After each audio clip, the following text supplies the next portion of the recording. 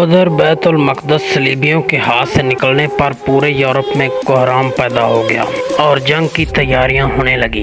برطانیہ میں تو صلاح الدین ٹیکس لگایا گیا تاکہ پیسے جمع کر کے سلطان کے مقابلے کے لیے فوج جمع کی جا سکے۔ یہ اعلان بھی کیا گیا کہ جو لوگ سلطان کے خلاف لڑنے جائیں گے ان کے گناہ معاف ہو جائیں گے۔ جرمنی اور فرانس میں عورتوں نے اپنے زیورات بیچ کر فوج کی مدد کے لیے پیسے جمع کروائے۔ چنانچہ برطانیہ کا بادشاہ رچرڈ، جسے شیر دل بھی کہا جاتا تھا، وہ فرانس اور جرمنی کی فوجوں کے ساتھ اکا پہنچ گیا۔ رچرڈ نے صلیبی لشکر کی کمانڈ سنبھال لی تھی۔ مسلمان اور صلیبی شدید جنگ میں الجھے تھے۔ اس دوران صلاح الدین ایوبی بہت زیادہ بیمار ہو گئے، جس کی وجہ سے محاذ پر ان کی فوج کا نقصان ہونے لگا۔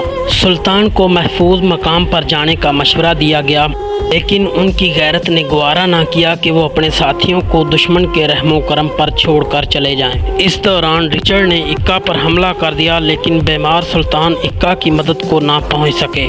اکا شہر میں موجود مسلمانوں نے ہتھیار ڈال دیے۔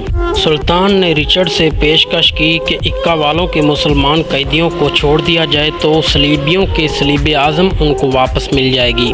تو دوستو، ہمارے چینل کو سبسکرائب کر لو، ہم آپ کو بتائیں گے سلطان نے اس رچرڈ کے ساتھ کیا کیا۔